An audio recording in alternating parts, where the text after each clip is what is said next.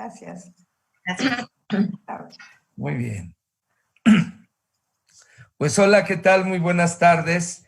Estamos reunidos aquí para hacer el segundo conversatorio del Instituto Universitario Carl Rogers con este tema que se llama ¿Qué me hizo perder el COVID? Para esto, antes que nada, quiero presentar a mis compañeras, a María Teresa Mejía Gutiérrez, es psicóloga, tiene la maestría en tanatología, tiene la especialidad en tanatodinamia, diplomada en disciplinas humanistas y es orgullo oaxaqueño. ¡No! Es orgullo de Puebla. Sí. Sí. También me encanta Oaxaca. Es Ok. preciosísimo. Elvira sí es orgullo oaxaqueño y es doctora en psicología por el Instituto Universitario Carl Rogers. Es maestra en bioética por la Universidad Anáhuac Norte, desarrollo y psicoterapia infantil, maestra en sexualidad humana, especialista en tanatología por el Instituto Mexicano de Tanatología y coautora del libro Los humanos mueren sonriendo. 12 años laborando en instituciones educativas a nivel superior y posgrado en disciplinas como la psicología, criminología, medicina, comunicación, victimología y fisioterapia. Actualmente es docente de la Universidad Anáhuac y tiene consulta privada desde el 2009. La maestra Rosalía Eloísa tiene la maestría en psicoterapia gestal, especialidad en logoterapia, fundadora del Instituto de Logoterapia en Puebla, docente del Instituto Universitario Carl Rogers, certificación internacional de Viena, diplomado en tanatología, práctica terapéutica en duelos, terapia individual y docente del CID.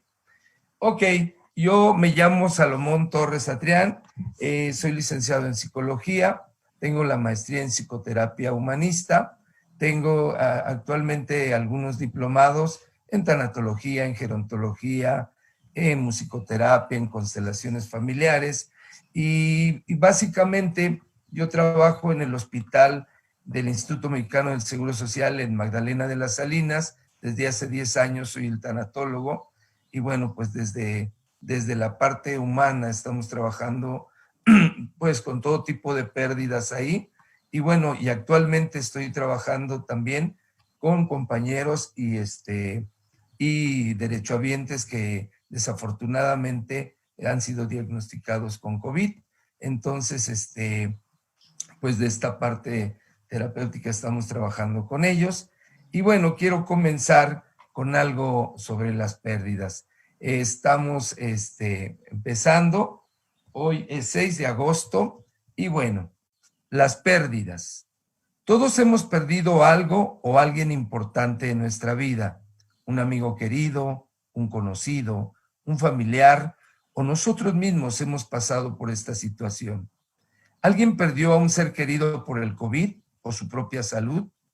¿Alguien más perdió a su madre en un accidente? ¿A alguien más le fueron infiel en una relación donde el acuerdo era la fidelidad? ¿Alguien tuvo que cambiar de escuela medio año y tuvo que ir a otra? ¿Te cambiaste de ciudad? ¿Terminaste la secundaria este año y no te pudiste despedir de tus amigos queridos? ¿Te dieron la noticia de que tienes COVID o eres diabético o hipertenso? ¿Tu hija o hijo se casó después de 25 años y dejó la casa paterna para irse a vivir con su pareja? ¿Te diste cuenta de que tu socio y amigo te robó en la empresa y no solo perdiste dinero, sino también a tu amigo? ¿Perdiste la confianza en ti mismo? ¿Perdiste a tu mascota favorita? ¿Pasaste por el divorcio de tus padres o el tuyo propio? Un niño cumple 10 años y ya no le trajeron nada a los Reyes Magos y la vida no será igual desde ese momento. ¿No fuiste aceptado en la escuela que tú querías? ¿Reprobaste el año escolar? ¿Te rechazó la pareja con la cual tú querías casarte? ¿O tu pareja no es lo que tú esperabas? ¿Te robaron o perdiste una casa o un auto? ¿Te amputaron algún segmento de tu cuerpo por algún accidente? ¿Te avisaron que no puedes embarazarte o si eres hombre que no vas a poder tener hijos? ¿Algún hijo se fue de casa a vivir al extranjero o tú te fuiste? ¿Te diagnosticaron cáncer o te diagnosticaron con VIH? ¿Fuiste secuestrado o secuestraron a alguien de tu familia, a un ser querido? ¿Te mataron a algún familiar en algún evento violento? ¿Se murió un ser querido por un accidente o por enfermedad?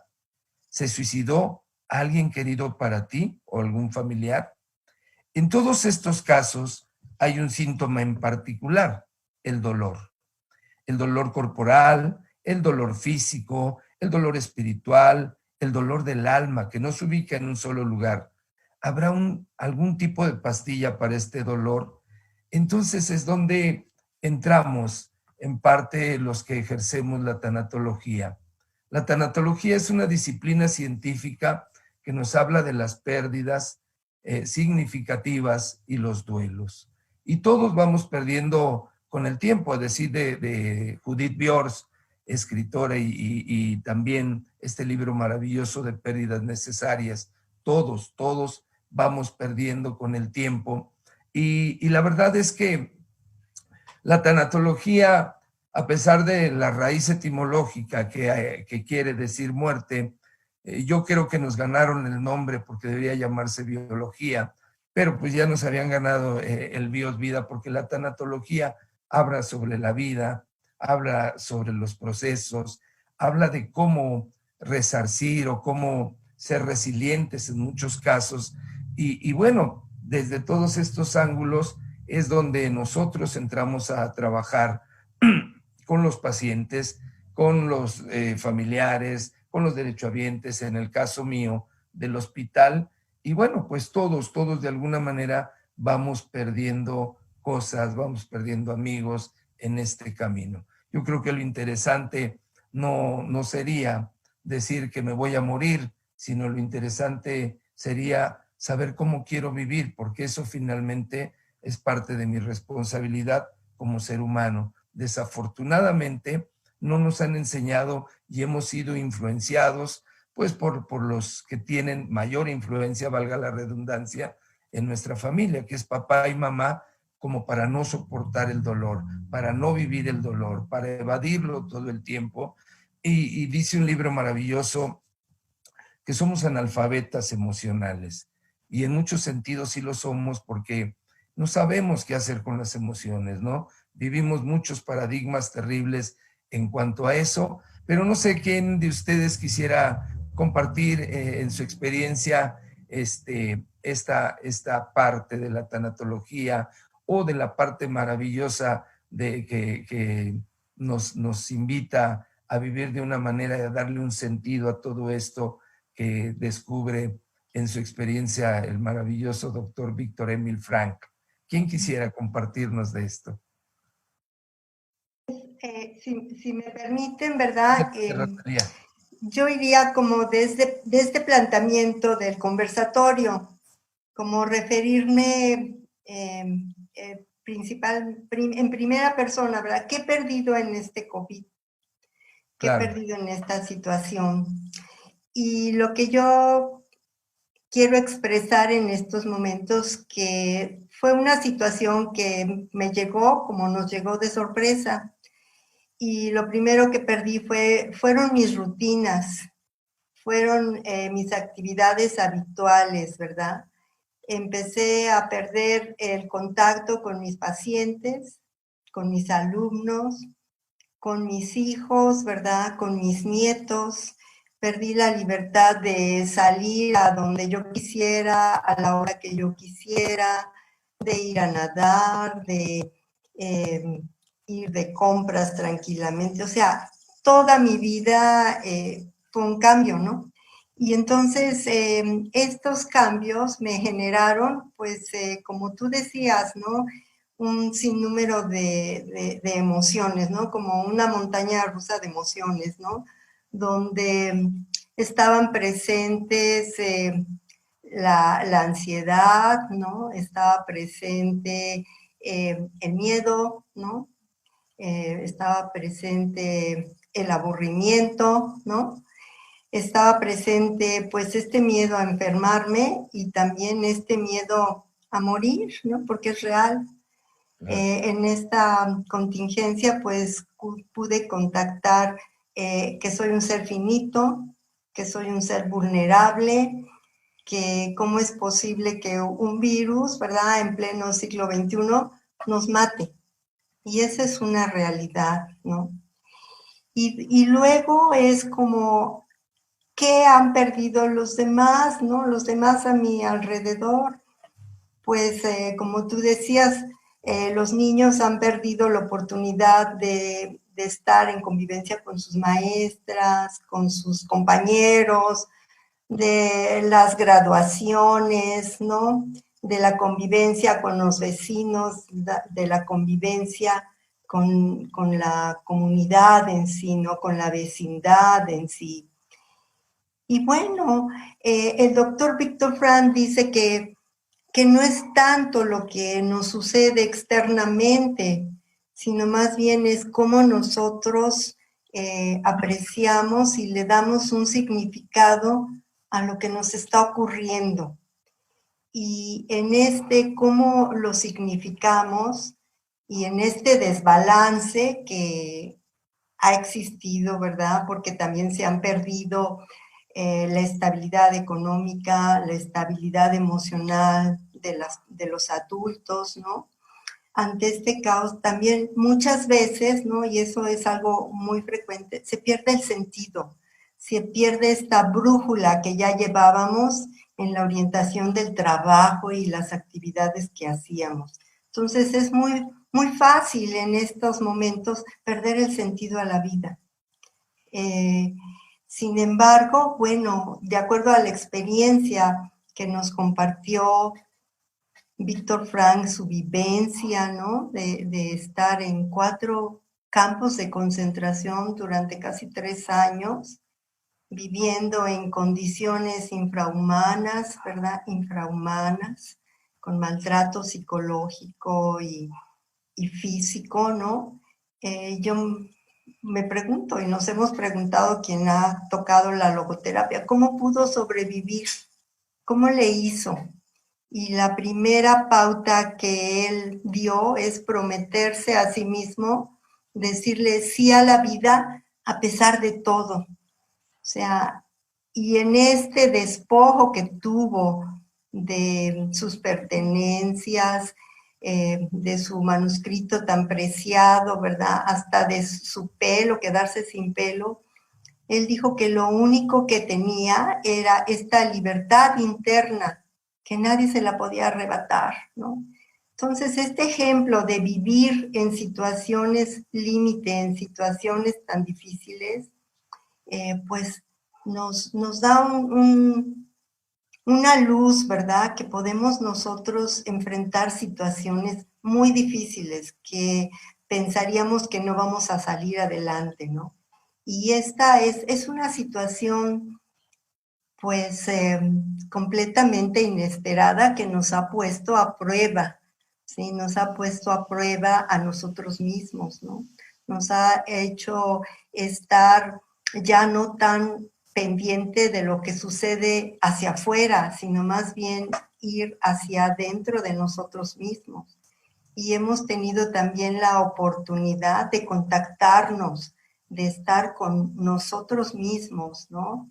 De explorar qué posibilidades tenemos, porque como seres humanos tenemos muchísimas posibilidades para adaptarnos, ¿no? Entonces, desde la logoterapia nos brinda este impulso, este sustento existencial de que el hombre es más allá de todas las capacidades que uno se ha planteado en un momento dado. Claro. Sí, es cierto, ¿no? De repente nos cambió todo, ¿no? Porque, bueno, hasta el tipo de duelos, ¿no? De repente ha muerto mucha gente y no ha tenido ni siquiera la oportunidad de vivir una situación de duelo físico, ¿no? De hacer un velorio, de irlo a enterrar, solamente te daba, y muy al principio, cuando todavía nos agarró como muy de facto todo esto, solo te entregaban las cenizas y punto de la gente que fallecía. Ahorita ya se está haciendo, pues por lo menos por video, por estos medios, que te despidas, ¿no? Pero además en esa despedida donde negamos casi todo mundo las emociones si no queremos, si no aceptamos, ha sido muy difícil, ¿no? En el caso de pues ve y dale un abrazo, y no hay abrazos, no hay despedida, no hay acercamiento. Entonces, ¿qué estrategias estamos haciendo ahora nosotros como terapeutas, pues para poder ayudar en este sentido, ¿no? Estás platicando yo ayer estaba platicando con una paciente, dos pacientes que tuvieron COVID y están llorando y están platicándote y uno tiene el impulso natural de ir y abrazarlas, pero dice, no puedo, ¿no? Y entonces entras en esta parte consciente y dices, chispas, ¿y ahora qué hago, no? Porque un abrazo en estos casos ayuda muchísimo, pero entonces tenemos que buscar otras estrategias, lee, escribe, nos inventamos el abrazo virtual y todo eso que no es lo mismo, pero bueno, son recursos que vamos utilizando. No sé quién quisiera compartirnos. Okay. Bueno, Elvira, ¿quieres hablar o? Adelante, Tere, y luego voy yo. Gracias. Bueno, este tema me parece pues muy interesante y bueno, desde la tanatología es muy importante aquí separar. Vamos a separar un poco.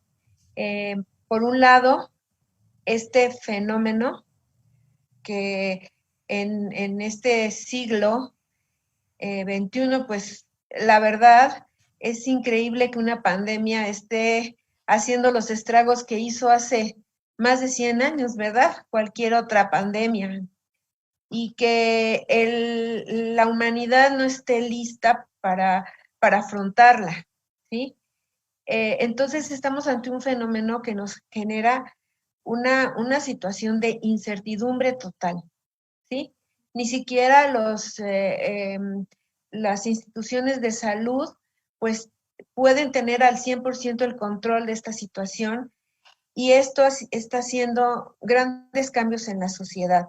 Estamos hablando entonces de un duelo social, porque como Salomón y Elo nos comparten, ¿no? Hay multitud de pérdidas en cada uno de nosotros. No es necesariamente el COVID o la pandemia, ¿sí? Ese es el nombre que se le está dando, pero en realidad esto es el resultado de muchísimas pérdidas y que se están llevando ahora sí a la crisis, pues muchos problemas que ya traíamos, pérdidas que ya traíamos, situaciones que ya traíamos y que el confinamiento pues nos ha hecho sentir eh, eh, atrapados, ¿no? Como si estuviéramos atrapados en una situación en donde nadie sabe qué va a suceder. ¿Ok? Claro. Entonces, obviamente, a muchos de nosotros nos va a tocar enfermar y morir del COVID, de esta bacteria, ¿no? A muchos nos va a tocar esa forma de muerte. Todos vamos a tener una forma de muerte y a muchos nos va a tocar morir de esto, ¿sí? O a familiares de nosotros les va a tocar morir de esto, o ya les tocó morir de esto, o ya estamos ahorita en un proceso de enfermedad, ¿verdad? Y eso es algo verdaderamente angustiante, tanto para el que lo vive como para la familia, ¿sí? Para el equipo de salud también están colapsando los hospitales, el equipo de salud está con un desgaste físico, emocional, con un burnout tremendo, ¿verdad? Y entonces, bueno, pues eso, por un lado, pues nos hace tener ciertos resultados que nosotros como tanatólogos, pues observamos y como bien dice Salomón, quisiéramos hacer muchísimas cosas por las personas, pero la misma incomunicación, que es ahorita la pérdida más importante que estamos teniendo, sobre todo a los pacientes que están necesitando ser intervenidos en instituciones de salud pública, pues no hay casi comunicación y eso lleva a que no haya despedida, a que no haya ese yo lo cuidé, yo lo vi hasta el último momento y se generan sensaciones de culpa y de impotencia tremendas en las personas, ¿verdad? Entonces, por un lado, entender un poco el hecho de que todos estamos viviendo una situación mundial general de esta incertidumbre, ¿sí? Y que ante eso, como dice Elo, no podemos cambiarlo, pero sí viene la siguiente parte, ¿no? Lo que yo les estoy compartiendo, ¿no? Por el otro lado está, ¿en qué forma voy a manejar esto? No puedo cambiarlo. Me dieron a mi preciosísimo ser querido, amado, en una bolsa de plástico, ¿sí? Y eso nos genera, de verdad, yo lo veo en CESE, que es el centro donde soy fundadora, el Centro de Salud Emocional, pues nosotros también recibimos muchos pacientes que vienen exactamente con ese problema. Es que no, ni siquiera nos pudimos despedir de él, nos los entregaron en una bolsa de plástico y ni siquiera pudimos hacerles un ritual familiar porque está prohibido, ¿verdad? Entonces, ante todo esto, pues genera en la familia mucha culpa, mucha frustración, y es ahí donde nosotros tenemos que ver esta otra parte, ¿sí?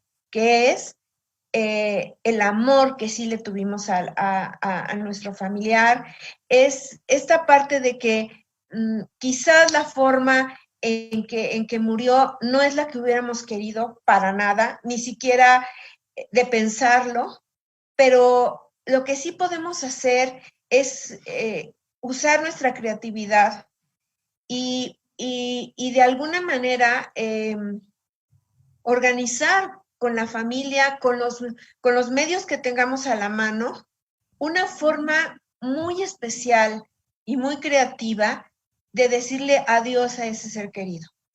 Porque el ser humano tiene una capacidad creativa impresionante. Y lo importante no es lo que nos hace la vida, sino qué hacemos con eso que la vida nos hace, ¿sí? Y si ahorita la vida nos está jugando estos dilemas tan fuertes, estas situaciones tan difíciles que estamos viviendo, bueno, ¿cómo vamos a responder ante esto? ¿Sí? Porque yo les digo a mis pacientes, ok, tú te puedes quedar con la idea de que me lo entregaron en una bolsa plástica, con que no pude hacerle ni un ritual funerario, y te estás en todo tu derecho de quedarte ahí, pero el sufrimiento es opcional. Claro. ¿Sí? Y entonces yo también puedo decidir que no, a pesar de eso, yo voy a hacer un ritual que honre y dignifique a mi ser querido. ¿Y eso quién nos los quita? Nadie. Hay muchos otros elementos que hay a la mano de los que podemos usar para dignificar, honrar y amar a ese ser querido que de alguna manera lo que muere es el cuerpo, y cuando muere el cuerpo deja de sufrir, pero el espíritu y el alma siempre van a trascender en nosotros, siempre van a estar con nosotros y van a estar acompañándonos en el ritual que nosotros decidamos hacerlo, porque ahí van a estar con nosotros, su esencia siempre va a estar con nosotros. Entonces yo quise hablar como de esta dualidad, ¿no? Una que es una realidad que no está bajo nuestro control, y la otra es la libertad que tenemos de tener una actitud de amor y de honra hacia nuestros seres queridos en la medida en que nosotros podamos y queramos hacerlo. Claro. Sí, muchas gracias. La última de las libertades humanas, decía el gran Víctor Frank. El gran problema, creo yo, es esta parte paradigmática generacional que venimos arrastrando desde muchas generaciones, de todas las generaciones, donde nos han enseñado justamente a evitar, a evadir el dolor a toda costa. Cuando tú quieres hablar, no, eso no te va a pasar a ti. Y tú tienes que ser muy fuerte y entonces no te dan el permiso de las emociones. Justamente el hemisferio izquierdo lo descubre el doctor Roger Sperris queriendo descubrir la cura para la epilepsia. Logra por medio de una intervención quirúrgica quitar la parte del cuerpo calloso, y entonces pues ya no hubo manera de que hicieran cortocircuito los dos hemisferios y que no te diera el ataque epiléptico ni el dolor de cabeza. Pero pasó algo más maravilloso. Descubren que el hemisferio izquierdo y el hemisferio derecho perciben y tienen funciones diferentes. El hemisferio izquierdo se le llama hoy por hoy el hemisferio científico y tiene la parte cognitiva, intelectual del ser humano. Toda la lógica, lo tangible, lo racional, lo lineal, esta parte maravillosa de donde está la memoria y todo esto. Pero el hemisferio derecho se le llama el cerebro artístico. Y el cerebro artístico tiene pues todas las artes y tiene los sentimientos y tiene las emociones y toda esta parte maravillosa que desafortunadamente por creencia nos hacen soslayar, no nos dejan sentir. Ahorita la creatividad está en el hemisferio derecho, pero si desde niño te dicen, cállate, solamente porque no puedes consolidar todavía de pequeño el lenguaje y tienes una mamá neurótica o un papá neurótico y te dice, cállate, a ver, mejor fulanito de tal que es más pequeño que tú puede, y desde ahí vamos reprimiendo el hemisferio derecho. A ver, siéntate acá, dicen los maestros, y no te quiero ver con fulano porque ahorita le voy a hablar a la orientadora porque tú eres niño problema. Y cállate, tú no lloras. En mi caso, mi familia es de Tierra Caliente, de Guerrero, y siempre desde niño, tú eres macho de Guerrero, tú no debes de llorar. Y yo soy bien sentimental, y soy músico, y me gusta llorar, pero no me dejaban. Y como esto, los paradigmas del duelo viene en griego quiere decir combate, pero en latín quiere decir dolor. Y decía el maestro Buda, el dolor es inevitable, el sufrimiento es opcional.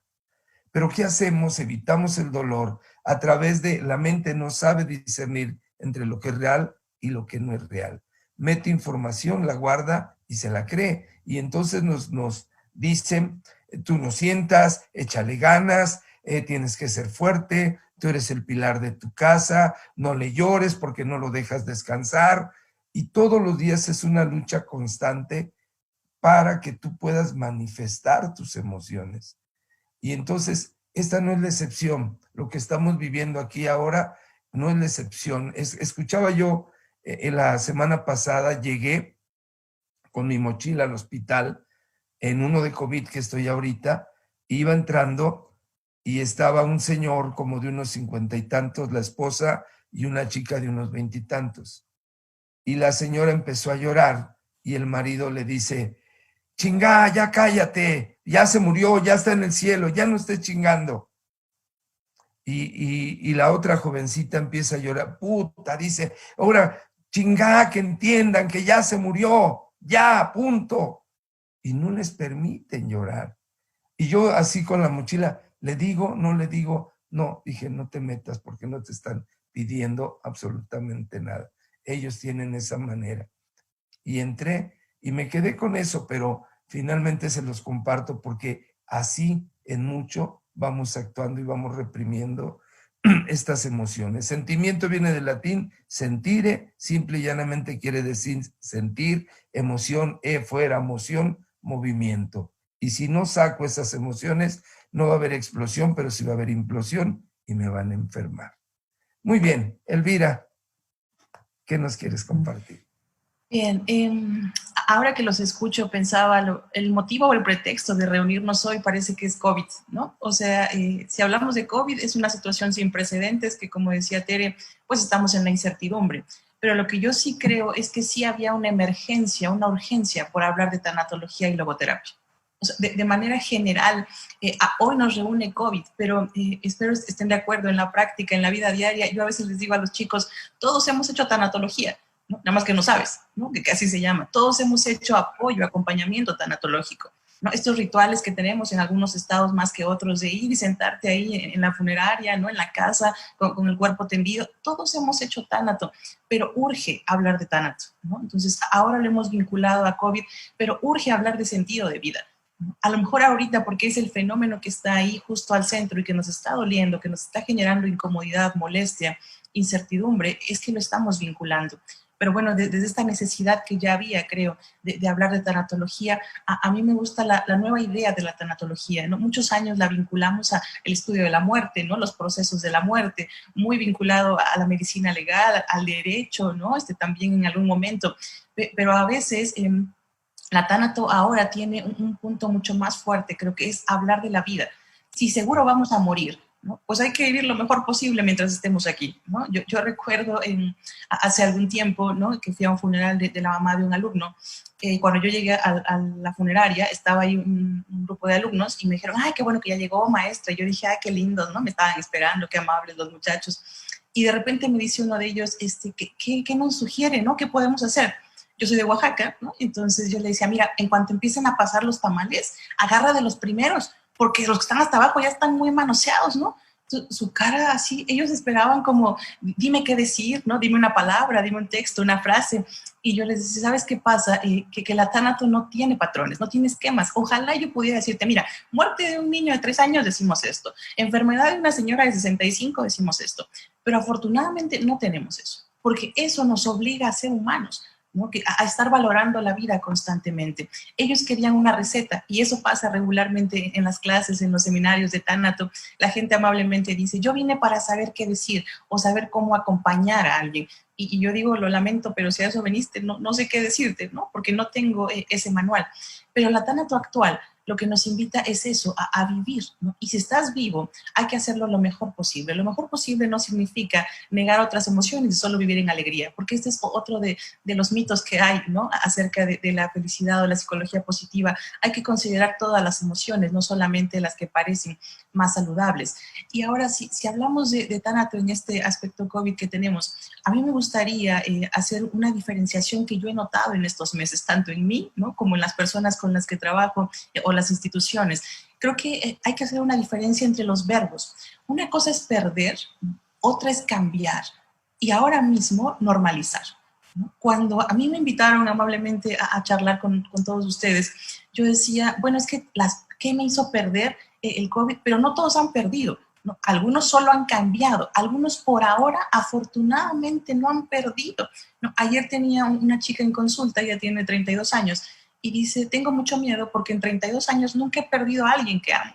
Que esa es otra de las cosas de la tánato. Hay niños de 6 años que sus padres ya fallecieron ambos. Entonces es como muy experto ya en los duelos. No digo que no le duela, solo digo ya vivió la experiencia. Y hay gente de 40, de 32 que nunca ha perdido a alguien que ama. Entonces tiene más experiencia el crío de 6 años que la persona de 30 y tantos, ¿no? Porque no se ha enfrentado a esto. Entonces creo que una cosa es perder, o sea, perder es algo radical. O sea, ya no está, ¿no? Es como la muerte, es un fenómeno irreversible que tenemos que explicar diferente a los chicos en la edad, ya no va a volver. La otra situación es cambiar. Creo que la mayoría ante la situación de COVID estamos en cambio más que en pérdida, ¿no? En el sentido de, al inicio, cuando hace un par de meses nos dijeron, nos vamos a ir de cuarentena, pues perdimos, ¿no? O sea, perdimos a lo mejor la situación de clases, perdimos las rutinas laborales, perdimos y pensamos que íbamos a volver. Después nos dimos cuenta que tuvimos que hacer un cambio y salvamos los semestres en línea y aprendimos a usar las plataformas, ¿no? Y nos metimos a una bola de webinars ahí para aprender cosas. O sea, no habíamos perdido porque no queríamos perder, creo, y nos obligamos a cambiar, ¿no? Y ahora mismo estamos normalizando, creo yo, el cambio, ¿no? Es decir, yo por mucho tiempo me resistí a la terapia en línea, justo por esto que ya comentaron ustedes, ¿no? Porque si alguien lloraba, yo sentía la necesidad de pasarle un pañuelo, pero está la pantalla, no puedo darle un pañuelo. Y claro. Entonces, ahora mismo tuve que adaptarme, normalizar la terapia en línea y de verdad que ha sido un reto tanto personal como para las personas, también los pacientes, en el hecho de decir, me pierdo de mucho, creo, ¿no? O sea, sí puedo escucharte, sí puedo verte, pero también he obtenido otros recursos. Esa es una realidad. Estamos muy acostumbrados a ver a la tánato como algo triste, doloroso, cansado. Recuerdo hace mucho tiempo leí una frase que decía, la muerte, ¿no? Hija del caos, y nieta del desorden. Y yo decía, no, pues qué familia tan horrorosa, ¿no? Porque, o sea, te tocaron puras cosas feas, pero la muerte es liberadora también, ¿no? Si hablamos de un cuerpo en sufrimiento, la muerte es liberadora. Si hablamos de una familia que lleva 6 años con un enfermo crónico, la muerte es liberadora y es agradecida, ¿no? Porque es que bueno que ya llegó la muerte, ¿sí? Entonces creo que desde aquí hemos obtenido otros recursos también ante esta pérdida, ¿no? Yo en la terapia en línea con niños, ¿no? que ha sido de verdad un descubrimiento ahí grandioso, de repente me descubrí jugando a las escondidas en línea, ¿no? Y yo atrás de la pantalla de la laptop, ahí estuve todo el tiempo, ¿no? Porque no había otro lugar a donde irme. Pero es eso, los chicos me han ayudado también a adaptarme a esa parte, ¿no? Hay situaciones en la tanatología, creo, que queremos ver de una manera muy radical, ¿no? Yo supongo que la mayoría de las personas que nos están viendo han escuchado o han visto cosas de la doctora Kubler-Ross, ¿no? Alguien dice, la doctora Kubler es la madre de la tanatología. Yo no sé si es la madre, porque supongo que ya alguien antes habló de esto, ¿no? Pero sí es la tanatóloga más famosa que tenemos, ¿no? Entonces creo que hay que darle su valor desde ahí. Y ella tiene un proceso de duelo muy específico, ¿no? Que hemos visto, que nos han puesto ahí en las noticias. Pero Kubler-Ross, en mi opinión, es un proceso de mucho acompañamiento y de mucha pausa, ¿no? De mucho darte tu ritmo, ¿no? Porque empiezas negando, enojándote, entristeciéndote, pactando o intentando pactar. Y en algún punto, si se puede, llegas a la aceptación, ¿no? O sea, como proceso último de. Sin embargo, creo que hay situaciones como COVID, ¿no? Que nos surge un modelo de duelo diferente, ¿no? Es decir, Kubler-Ross es preciosa, pero ahora mismo a mí no me sirve en el sentido de dar tanto tiempo porque la contingencia me dice ya, ¿no? Como lo que decía Salvador hace un rato, chingada madre, ya se murió. O sea, ¿en qué momento le digo, enójese, entristece, luego vemos el pacto? Es decir, a mí William Worden, que también es un autor que me gustaría que las personas que nos miran conocieran, porque a mí me parece fabuloso para el trabajo que yo hago, ¿no? De contención a personas en delincuencia, ¿no? Víctimas del delito. William Worden tiene un modelo de duelo que giró a Kubler-Ross, ¿no? William Worden dice, primero acepta y luego vemos, ¿no? O sea, William Worden es muy estricto en el buen sentido y lo han tachado de frío, creo, pero es real, ¿no? Hay situaciones que nos exigen primero acepta y luego empezamos a elaborar el duelo. Si tú no aceptas que esto sucedió, no hay nada que trabajar, decía él. Y parecía muy raro cuando lo planteábamos como un modelo de intervención, pero ante situaciones como estas, creo que la realidad nos da justo eso, ¿no? Ya sucedió. ¿Qué podemos hacer? Ni siquiera tienes el tiempo para digerirlo, creo, si no es, ya está muerto, ¿no? Mucho del discurso de los familiares es, se fue y no volvió, ¿no? Ni siquiera pude despedirme. Ahorita que los escuchaba, creo que es una cuestión cultural también, ¿no? En nuestro país, la gente, no solo en COVID, sino en general en el duelo, regularmente ante la muerte dice cosas como no me pude despedir, ¿no? Y entonces vemos a veces en los hospitales que llega el hijo, el sobrino, corriendo y ya no alcanzó el último aliento de vida y queda una culpa, ¿no? Que yo cuando los escucho digo, ¿de qué estás hablando? No te pudiste despedir esa vez, pero ya se te olvidaron las 5,314 veces que te despediste en todo el tiempo que estuvo vivo. ¿Por qué reduces la vida de esa persona que amas solo al último aliento de vida? La gente se queda culpable como diciendo, no le pude apretar la mano, ya no me vio, ya no me escuchó. Digo, ¿de qué estás hablando? ¿No? O sea, lo digo desde la tanatología, que es un sistema diferente, ¿no? Al acompañamiento logoterapéutico, por ejemplo, ¿sí? Pero la tanato en algún punto a mí me parece un poco más racional. Necesito que pienses el proceso, ¿no? Y luego, por supuesto, viene la emoción, ¿no? Pero es decir, no podemos reducir la situación de no pude despedirme y eliminar todo el resto de la vida de la persona. Entiendo lo abrupto del fenómeno, pero tienes que considerar también todo lo que ha sucedido atrás. Entonces creo que en esta situación la tanatología sí había una urgencia de hablar de ella. Lamento que sea a través de esta situación o de esta contingencia, pero por supuesto que teníamos que hablar de ella, porque todo el tiempo estamos perdiendo, cambiando o habituándonos. Gracias, Alma. No, al contrario, gracias. Y fíjate que es muy de acuerdo contigo. Yo he dicho esto no desde el COVID, desde hace 10, 12 años que estoy trabajando en esta parte. Decía, deberíamos incluir de verdad en el sistema educativo desde la primaria 2 materias, logoterapia y tanatología. ¿Por qué? Porque si tú sabes que esto tiene un principio y un fin, probablemente vas a entender y no se trata de comerlo todo, de vivirlo todo, de viajarlo todo, pero sí vas a estar con una certeza de hacia dónde quieres ir y quién eres, ¿no? Entonces, la tanatología te dice, esto se va a acabar un día. ¿Cómo quieres vivirlo? Esa es tu responsabilidad. Y por supuesto el sentido de vida, pues para darle un sentido a esto, para saber quién soy, a dónde voy, cómo quiero ir, como dicen en existencialismo, ¿no? Pero, y muy de acuerdo también, porque yo les digo, aquí en el hospital, yo doy una plática los días martes a los familiares de la terapia intensiva y les digo, aquí a lo mejor si viene alguien académico me va a decir, oye, no estás tocando Elizabeth Kubler-Ross. Elizabeth Kubler-Ross tuvo 2 etapas, una muy médica y la segunda muy espiritual. Pero, perdón, pero aquí no se vive por etapas.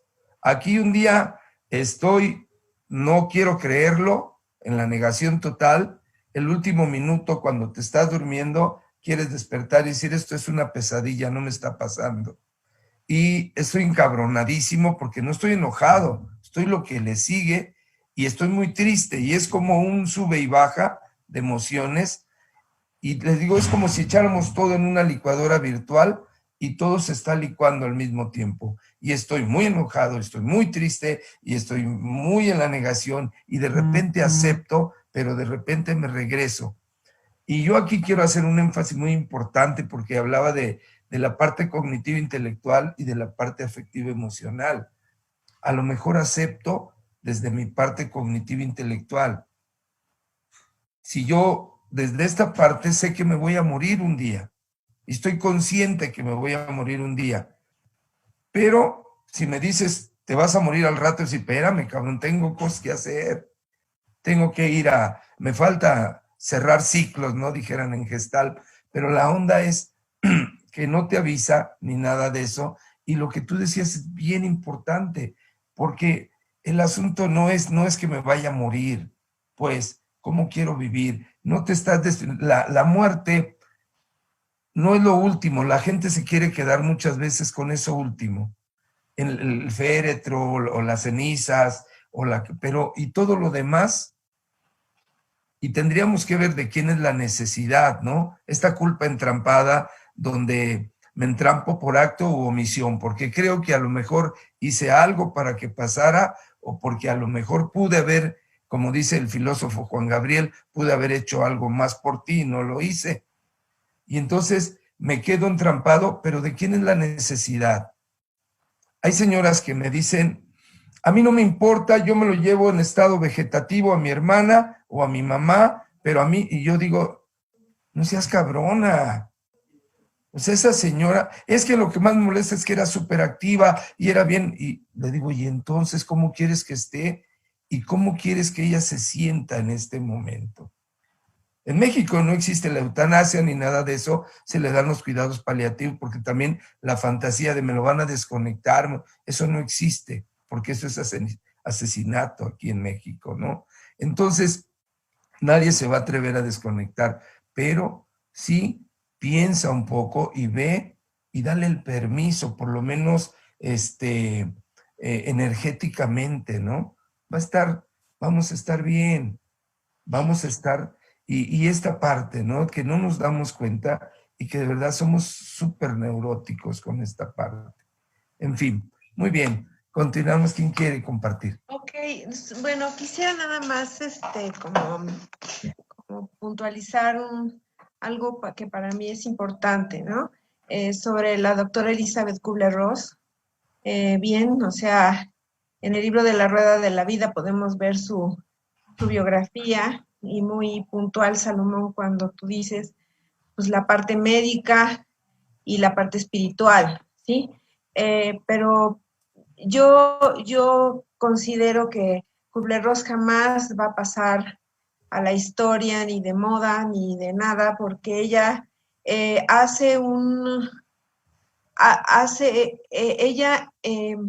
pone un punto medular Claro. en el trato al enfermo y los familiares, a los moribundos, y es el acompañamiento, y Claro. es el amor incondicional, ¿sí?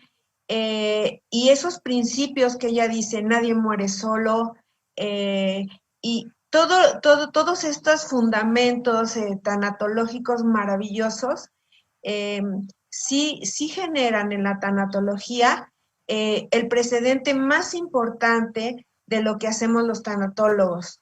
Por eso se ha vuelto esto una disciplina, como diría el doctor Alfonso Reyes Subiría, es una disciplina, es un arte, es una ciencia. ¿Por qué? Pues porque aquellos que la estudiamos tenemos que conocer la tridimensionalidad del ser humano y la necesidad espiritual del ser humano de trascender, de no morir, pues sí está perfectamente bien fundamentada en todos los principios que la doctora Elizabeth Kubler-Ross nos muestra a través de todos los libros que ella escribe, de las conferencias que da, este cuadrante del que ella habla, en donde precisamente el desarrollo de la espiritualidad comparado con lo físico, comparado con lo emocional, y sí, o sea, Elo no me va a dejar mentir, ¿no? Pero pues la logoterapia es una psicoterapia sumamente espiritual, en donde usamos muchísimos recursos que nos ayudan a que verdaderamente las personas saquemos ese recurso espiritual maravilloso que todos tenemos para poder enfrentar estas situaciones de la vida y de la muerte, donde al ser humano no se nos permite saber el por qué pasan las cosas, el por qué nos enfermamos, el por qué nos morimos. Eso nunca lo vamos a saber. Pero lo que sí podemos saber son los para qué. ¿Para qué tuvo que pasar esto en esta forma? Para que yo, puntos suspensivos. Claro. ¿Sí? Entonces, sí, toda esta base espiritual, solamente yo lo quería como puntualizar, y sé, Salomón, que tú lo ves perfectamente bien. Esta parte espiritual es el argumento más importante que tenemos los tanatólogos para el trabajo en el acompañamiento en la enfermedad y la muerte, ¿verdad? Claro. Y por eso, bueno, estudiar la tanatología y este diplomado que realmente se está proponiendo, en donde tenemos toda esta parte tanatológica que, como dice Elvira, sí, la tanatología es una filosofía de vida. Claro. Para mí, yo vivo la filosofía de la tanatología, ¿sí? Vivo este momento como si fuera el último que fuera yo a vivir, y jamás dejo un pendiente de decir te amo, gracias, ¿sí? Agradecer, ¿ok? Sí, es una filosofía de vida, pero la logoterapia tiene una cantidad impresionante, ¿verdad, Elo? De terapias, de herramientas para poder trabajar la parte espiritual del ser humano.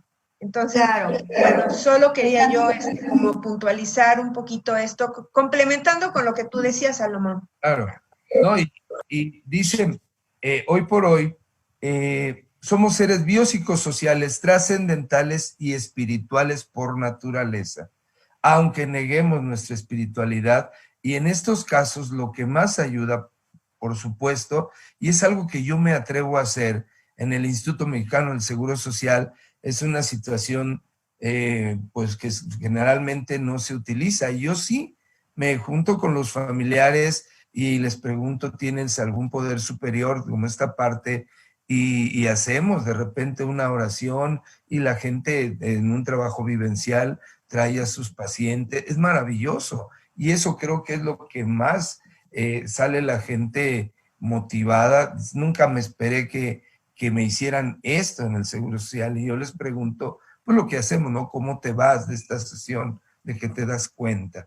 Es maravilloso, sí, claro, claro. Y entonces cuando entramos en este punto espiritual, bueno, es algo hermoso también, claro.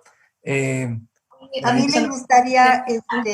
Perdón, solo quiero decir algo breve porque creo que tú lo vas a vincular.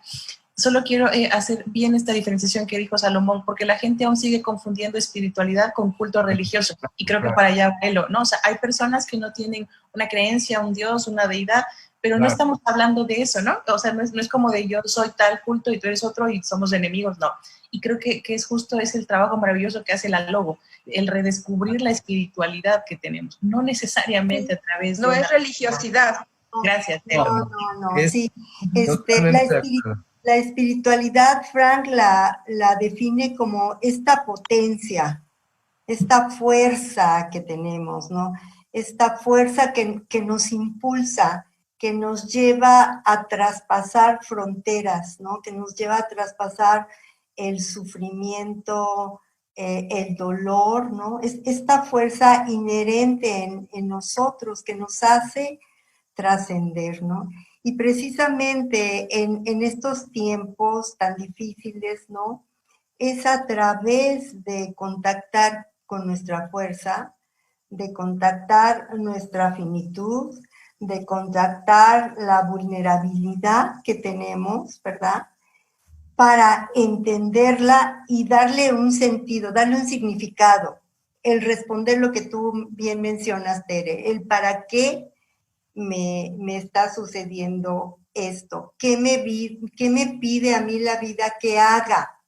Y es de verdad escuchar, ¿no? Escucharnos, profundizar en nosotros mismos y dar una respuesta, porque eso es lo que nos conduce la logoterapia, a dar una respuesta a la vida, ¿no? A dar una respuesta a esta tarea que está específicamente diseñada en ese momento para nosotros. Nos lleva a ser responsables, Claro. a ser responsables desde esta libertad, ¿sí? O sea, ¿cómo voy a tomar esto? ¿Cómo lo voy a tomar? Lo puedo tomar quejándome, sintiéndome miserable, estar enojado con la vida, ¿verdad? O lo puedo integrar a mi experiencia y entonces de ahí sacar la fuerza, ¿sí? Sacar la fuerza que me va a hacer una persona fuerte, ¿no? A una persona resiliente, ¿no? Claro. Porque de la vulnerabilidad, ¿no? La otra cara de la vulnerabilidad precisamente es la resiliencia. Entonces son dos caras de la misma moneda. Quien no ha tocado esta finitud, este dolor, esta vulnerabilidad, no es resiliente, ¿no?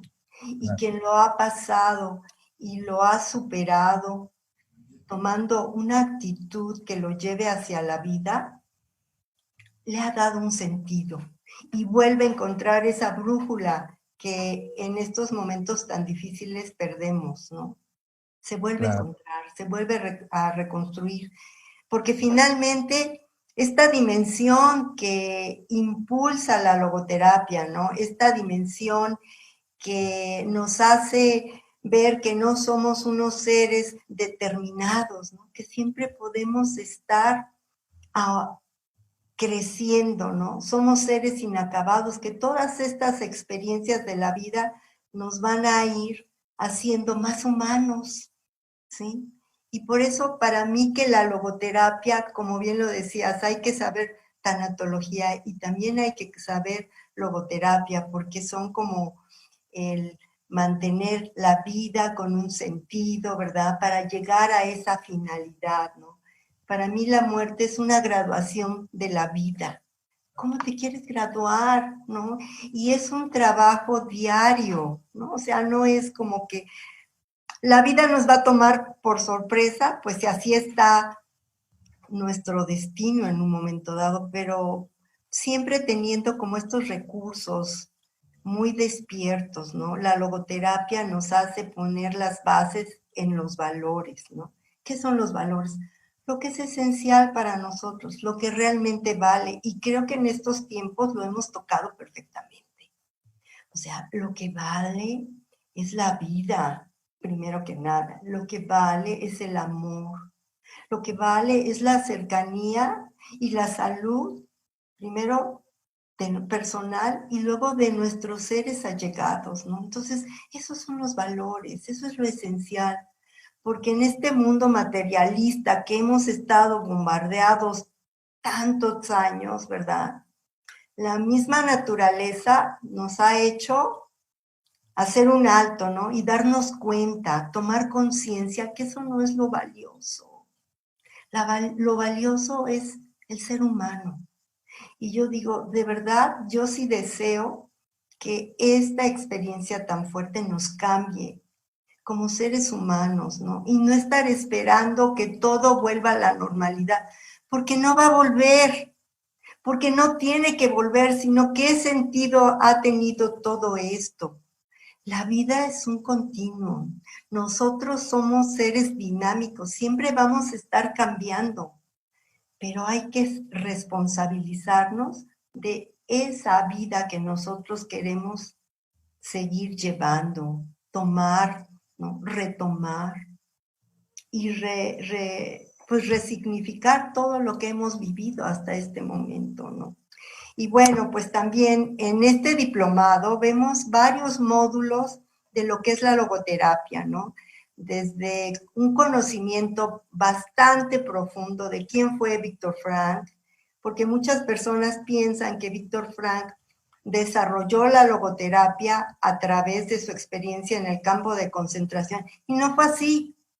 Al contrario, él rectificó, validó, ¿verdad?, todos estos principios que ya había reunido en su teoría, ¿verdad? Y se pudo dar cuenta que el hombre era mucho más, y qué tan fuerte era esta dimensión espiritual, ¿no? Que él decía, y le podemos hacer frente a lo físico, ¿verdad?, a lo psicológico, a todos los obstáculos que se nos puedan presentar, porque es esta potencia pura, ¿no? Entonces vamos a conocer a fondo quién fue Viktor Frankl, vamos a ver sus bases filosóficas, sus bases antropológicas, cómo es el sistema terapéutico que él emplea, que es muy compatible con lo que podemos emplear en el abordaje tanatológico, ¿no? Y también...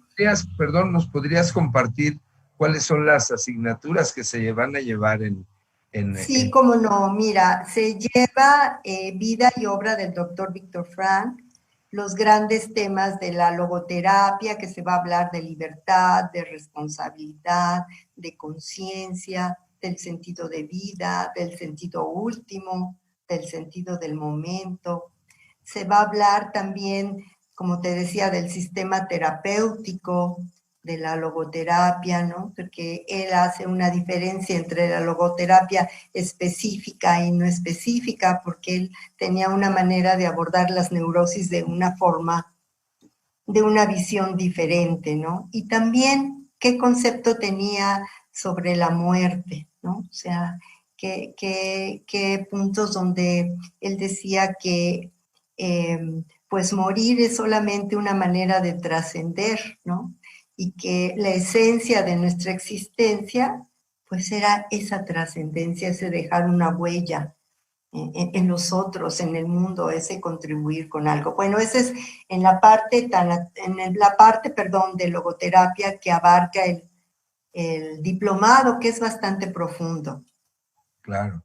No, pues excelente, ¿no? La verdad es que muy interesante e impartido por todos ustedes que tienen toda esta experiencia, y que bueno, vamos sumándonos también algunos más para que la gente que nos está escuchando en este momento pues también se interese, porque vale la pena. Digo, el Instituto Universitario Carl Rogers siempre se ha ocupado muchísimo de esta calidad en cuanto a sus clases, en cuanto a lo que propone. Siempre las propuestas son maravillosas, y bueno, pues esto no es la excepción. Muchas gracias, Elo. Elvira, ¿quieres compartir? Está, creo, apagado tu micrófono. Ya, okay, gracias. Ya. Sí, desde la Tánato hay materias que consideramos, por ejemplo, en el diplomado, que a mí me parecen urgentes. Eso es un fenómeno bien interesante. No todos los que entran al diplomado son terapeutas, por ejemplo, psicólogos, ¿no? Hay personas que quieren eso, aprender de logo y aprender de Tánato para la propia vida, ¿no? Entonces, creo que también es importante reconocer esto, que las personas pueden ir trabajando situaciones. Y específicamente en las materias de Tánato, hablamos, por ejemplo, de duelos, ¿no? De autores, que abrimos el panorama o ya no solamente nos quedamos en la doctora Kubler, sino vemos más autores y vemos modelos de intervención, ¿no? Porque es muy diferente la intervención en la logoterapia que en la tánato, ¿no? Si bien son grandes amigas, pero son paralelas, o sea, pueden estar muy cerquitita, pero no van a tocarse, ¿no? Pero siempre van al mismo objetivo, ¿no? Entonces, desde la intervención tanatológica, algo que yo he disfrutado mucho de este acompañamiento en las clases del diplomado, es esta intervención tiene que ser muy clara, ¿no? A veces confundimos claro con racional, ¿no? Y digo, claro solamente es eso, ¿no? Poner la realidad como está. Ahora mismo, ¿no? Pensaba en algunos niños que tengo en terapia que sus padres han muerto por el COVID, ¿no? Claro. Entonces, como empezábamos al inicio a hablar de esto, una cosa es estar afligido y otra cosa es estar privado, ¿no? Por ejemplo, los niños están en privación. A mí me ha sorprendido la capacidad de resiliencia que han mostrado ellos, porque al menos tú y yo vemos la conferencia en la noche, ¿no? De cómo va el sistema de salud, al menos tú y yo como adultos tomamos el auto y nos vamos al trabajo o a distraer, pero los niños han mostrado una fortaleza increíble porque un día les dijeron, ya no vas a la escuela, y los metieron a casa, ¿no? Entonces, ellos han tenido que adaptarse y están privados de muchas situaciones, ¿no? Pero cuando llega la aflicción, que tiene más que ver con una cuestión emocional, no solo racional o de realidad, llega la ansiedad, la depresión, la tristeza. Y entonces otro adulto, ¿no? Su otro adulto a cargo, por ejemplo, mamá, que también está afligida, tiene que decirle, papá murió, ¿no? Y entonces, ¿cómo le hace esa señora que su compañero de vida murió, el papá de su hijo murió, para dar la noticia, ¿no? A veces hemos pensado que tal vez podemos aprender formas de dar. Hay una materia, recuerdo hace muchos años, que me llamaba la atención en una institución que decía, ¿cómo comunicar malas noticias? ¿No? A mí me dio entre curiosidad, morbo y miedo, ¿no? Porque yo decía, ¿a poco? O sea, sí, ¿no? Hay una forma, un manual para comunicar malas noticias, pero creo que específicamente los modelos de intervención que revisamos, por ejemplo, en este caso con los niños, somos muy claros, ¿no? Pero el adulto tiene que estar, yo no digo contenido, ¿sí? Porque finalmente también es un adulto afligido, pero es, oye, hijo, tengo una noticia que darte, es una noticia triste, ¿no? Papá murió. Sí. Y como la noticia es triste, yo tengo derecho de estar triste también, ¿no? Porque hay mamis que han confundido la fortaleza con no lloro y me aplano. Y entonces los niños dicen, creo que a mi mamá ni le dolió, porque ni llora, ni hace caras feas, nada, ¿no? Entonces parece que los únicos afligidos son ellos. Y digo, qué mejor que acompañar en la emoción. También yo estoy triste, hijo, ¿no? Y entonces yo me siento y le digo, hijo, tengo algo que decirte, ¿no? Y esto me pone muy triste. Papá falleció, ¿no? Y no va a volver. Entonces tenemos a una familia que está en aflicción y tenemos que contener, pero el adulto tiene que estar también dispuesto a hacerlo. Pero si yo misma, y creo que eso nos ha enfrentado también la situación del COVID, no estábamos acostumbrados a hablar de muerte. A la gente no le gusta hablar de la muerte, ¿no? A mí me llama la atención, si te invitan a una boda para diciembre, te preparas 3 meses antes, ¿no? Y ves el vestido, y ves qué zapatos vas a llevar, y ves, ¿no? Todo. Pero si seguro te dijeron al nacer que te vas a morir, ¿por qué no te preparas para morir? ¿No? O sea, con el mismo entusiasmo de decir, voy a ir con mis mejores galas, ¿no? O sea, con el mejor cuerpo que yo me encuentre, con la mejor actitud, con el mejor sistema de valores. Tendría que prepararme para eso también. Claro. Entonces, en esta materia de modelos de intervención, ¿no? Cuando tocamos a diversos autores, no sé si aprendemos a comunicar malas noticias, porque eso me sigue dando un poco de curiosidad, pero sí aprendemos a contactar con la realidad. Y la realidad es que tenemos que hablar, en este caso, de muerte, ¿no? De enfermedad. ¿Sí? No podemos negarlo, entonces tendríamos que hablar con honestidad constantemente. A los niños al menos tuvimos que haberles enseñado desde antes, ¿no? Que había muerte, antes de que llegara, porque regularmente les explicamos que hay muerte cuando alguien muere, no antes. No les hablamos de pérdida hasta que se pierde algo, ¿no? Y entonces no están acostumbrados ellos. Y hablarles de pérdida es muy sencillo, ¿no? Porque tal cual puede ser que les compraste un juguito y ya se acabó, ¿no? Y todos hemos escuchado al niño que está sorbiendo el popote porque le quedó una gotita y es, no, hijo, ya se acabó, ya la vamos a tirar, ya no hay más. Pero los chicos no están acostumbrados a hablar de pérdida, ¿no? Entonces tendríamos que hablar con ellos también. ¿Sí? Claro, y a veces al revés también, porque me ha tocado, muchos me dicen, oiga, pero yo no le he dicho a mi niño de 7, de 8, de 10 años, de 15 años, que su papá está muy grave aquí, que se va a morir y que ya no hay chance, ¿no? Y entonces, no es así como la clase, pero sí decirles, pues tienen derecho de saber, ¿no? Igual con los adultos mayores ocurre que los soslayan, que no les dicen, y como si fueran retrasados porque todo el tiempo hablan ahí, pero como no han visto al nieto, y oye, ¿dónde está? No sé, y se salen a hablar allá afuera. Y es que no hay buena señal, como si ellos fueran retrasados, y la verdad es que no lo son. Y a veces los papás, es que creo que no sintió a su papá porque no está llorando. Digo, a ver, él es un pequeño, va a llorar un ratito, se va a ir a jugar. Ellos son más resilientes, incluso nosotros nos gusta seguir cargando y a veces, como bien decías, hasta autoconmiserarnos, ¿no? Lo hacemos una forma de vida. Yo digo, siempre hay dos tipos de seres humanos, los necios y los inteligentes. Y la gran diferencia es que los necios sistemáticamente cometen los mismos errores. Digo que hasta hay un himno de los necios, ¿no? Y es una rola de José Alfredo Jiménez que dice, nada me han enseñado los años, siempre caigo en los mismos errores, otra vez a brindar con extraños y a llorar por los mismos dolores. Y se murió de cirrosis hepática, José Alfredo, necio a morir.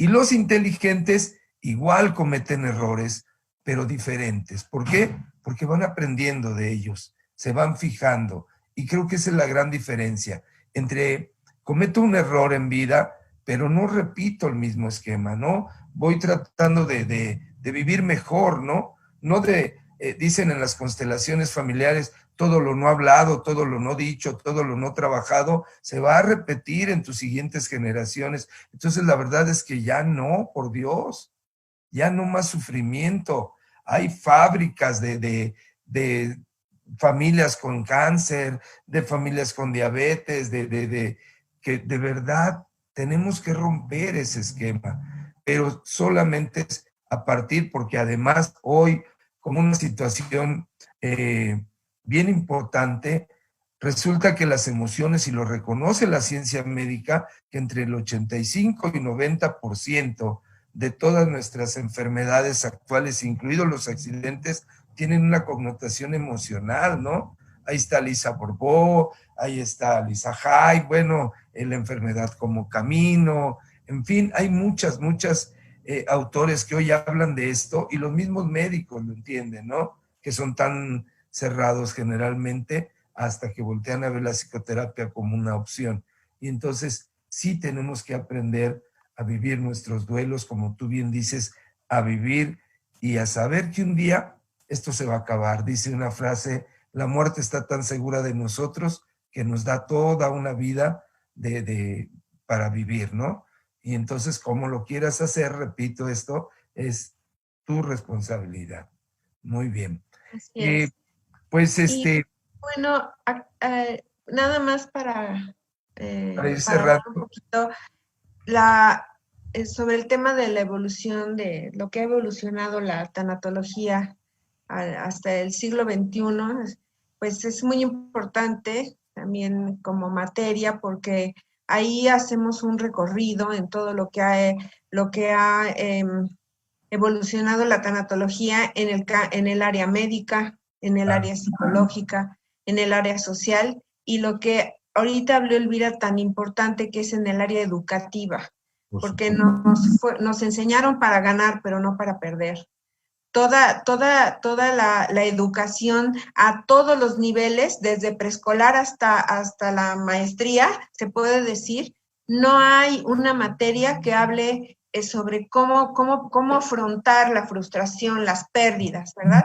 Entonces también la tanatología es educativa y ese es un campo que en la actualidad se está, la verdad, haciendo cada vez más importante en los trabajos de los duelos y las pérdidas.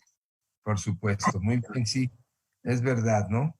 Tenemos que voltear a ver hoy la tanatología, repito, como parte de nuestra educación, que también sería muy importante voltear a ver nuestras emociones, ¿no?